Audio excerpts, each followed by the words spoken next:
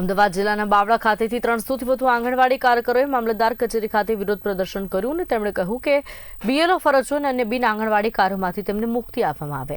આંગણવાડી કર્મચારી મહિલાઓએ જણાવ્યું કે બીએલઓનું કાર્ય તેમની જવાબદારી નથી અને તેમને ન સોંપવું જોઈએ। આંગણવાડી કર્મચારીની મુખ્ય જવાબદારીઓ છે, જેમાં બાળકોને પોષણ અને સંભાળ પૂરી પાડવાનો સમાવેશ છે। તે કાર્યવાહી તેઓ કરી રહ્યા છે। સાથે આંગણવાડી કર્મચારી બહેનોને કાયમી બનાવવાની પણ તેઓ માંગ કરી રહ્યા છે। મારું નામ સાધુ દીપિકા અજય કુમાર છે। અમે બાવળા તાલુકાની બહેનો કાર્યકર બહેનો અહીંયા બીએલઓની કામગીરી અનુરૂપે બધા ભેગા થયા છે।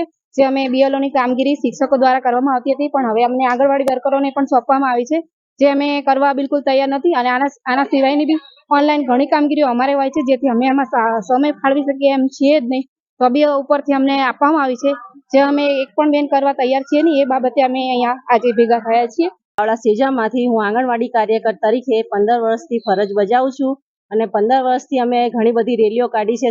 અત્યારે અમે 10,000 પગાર સુધી પહોંચ્યા છીએ। અમારે મસાલા બિલો હોય છે, પછી મકાન ભાડા હોય છે, જે અમને પોસાતા જ નથી। અત્યારે મસાલા બિલ 90 પૈસા આપે છે, જે 90 પૈસા અત્યારે આપણને પોસાય એવા નથી। ચણા અત્યારે કેટલા મોંઘા છે, 80 રૂપિયા કિલો છે, અમને એક બાળક દીઠ ₹1.60 આપે છે। તુવેર દાળ 150 રૂપિયા કિલો છે, એને એક બાળક દીઠ 160 આપે છે। તો અમને આ બધું મોંઘવારી પ્રમાણે અમને મસાલા બિલ પણ ઓછા મળે છે। અને આજે જે અમે માસ સીએલ મૂકી છે, એ રાષ્ટ્રવ્યાપી હડતાલ છે। અમારું યુનિયન આમાં જોડાયેલું છે, એટલે અમે માસ સીએલ મૂકીએ છીએ। અને બીજું કે અમારા જે પ્રમોશનની વાત કરે છે બધી બહેનો, એ પ્રમોશનમાં પણ બધી બહેનોને બહુ અન્યાય થયો, મને પોતાને પણ અન્યાય થયેલો છે આ બાબતમાં। હું પોતે MA BEd છું, છતાં હું પાછળ છું। અમારે 45 વર્ષ પૂરા થઈ ગયા તો કે તમને પ્રમોશન ના મળે, એ પણ છે। અને બીજું બહેનોને શોષણ એટલું બધું છે, ઓનલાઈન કામગીરી છે, ઓફલાઈન કામગીરી છે। સવારમાં 9:30 થી 3:30 નો અમારો ટાઈમ હોય છે, પણ 3:30 પછી પણ 5 વાગ્યા સુધી પણ બહેનોને આંગણવાડી ઉપર જવું પડે છે, કારણ કે ઉપરથી પ્રેશર જ એટલું હોય છે અધિકારીઓનું કે બહેનો હાજર નથી હોતી। બહેનો હાજર હોય તો 3:30 પછી પણ બહેનો આંગણવાડી આવે છે, તો કેવી રીતે આવતી હશે? તમે ફોન કરો પછી જ આવતી હશે ને। પછી બીજા નંબરમાં કે અત્યાર સુધીમાં જે મકાન ભાડા બિલો એ એડવાન્સમાં અમને ચૂકવાતા જ નથી।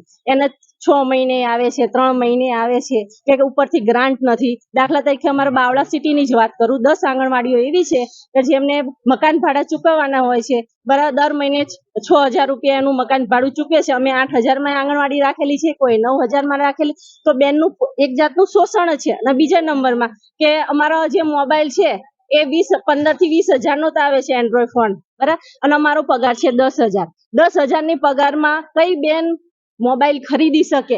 અમને મોબાઈલ આપ્યા હતા, પણ એ મોબાઈલ તો સાવ તકલાદી હતા, અને 3,500 નો મોબાઈલ હતો, અને અમારી જોડે બધી બહેનો જોડે 11,000 ની સ્લીપમાં સાઈન લીધી છે, બરાબર। આ પણ એક જાતનું અમારી જોડે શોષણ છે। મારે 30 વર્ષ થયા છે જૂના, તો મને પગાર વધારો દરેક બહેનોને મળવો જોઈએ।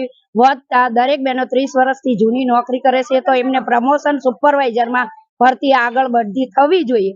શા માટે નથી થતી? અને અમારો પગાર કેટલાય વર્ષોથી વધ્યો છે, તો અમને બહેનોને આપવામાં આવતો નથી વધારો આપવામાં આવતો નથી, પગાર આપવામાં આવતો પૂરતો, અને નથી અમને પૂરતું બહુ અમારું શોષણ થાય છે।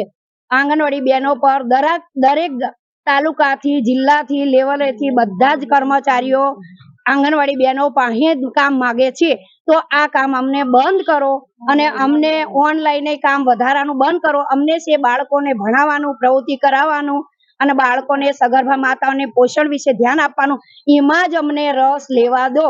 અને બીજું કામ અમને કંઈ સોંપશો નહીં, જેથી અમારા બાળકોનો વિકાસ, પૂરતું પોષણ થતું નથી, અટકી જાય છે, અને બાળકો કુપોષણ થતા જાય છે, અને કુપોષણ થતા જાય છે બાળકો, સગર્ભા માતાઓ, કારણ કે અમે ધ્યાન જ નથી આપી શકતા।